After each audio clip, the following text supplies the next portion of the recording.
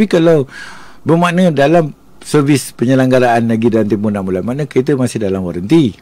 Kalau tak ada waranti, dah habis waranti tetapi regular servis. Apabila regular servis, mustahil minyak boleh kurang. Tak perlu minyak, tak perlu tambah. Kalau betul-betul kurang dari 2.5 tersuku, suku kurang, top up. Tetapi lebih baik buang saja minyak tu. Yalah, ratio lain Dato'. Dia punya grade dia. Grade dah betulkan. Nanti grade minyak yang kat dalam dengan grade yang baru, totally grade baru ni akan makan grade yang lama ni. Sebab viscosity dia tinggi. Tetapi penggeseran di antara besi dengan besi tu tadi, dengan datang minyak yang baru, dia akan berbeza. Akan menyebabkan jadi ringan dan jadi berat. Yang mana ringan ni adalah minyak yang dah lama, yang berat ni adalah minyak yang baru sebab dia ada viscosity lagi.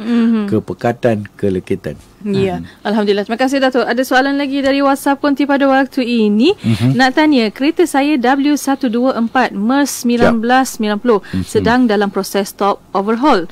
Nak tanya, perlu atau tidak saya buat flushing petrol dan gear oil sebab dah 3 bulan parking? Okey, kalau dah 3 bulan parking, fuel tank tu buka je bawah, dia habis je dry. Don't worry. Sebab dia dry. Dia vapor, dia kering, dia habis. Buka je dekat bawah sana. Jadi dia panggilkan drain plug. Mekanik semua tahu. Buka je drain plug, dia kering je, cukup. Itu untuk fuel tank. Tetapi yang lagi satu tadi dia katakan flushing gear, minyak gear. Kenapa nak flushing minyak gear? Buang teruslah, ganti baru. Ganti baru. Minyak dah, pasal dah buat top overhaul.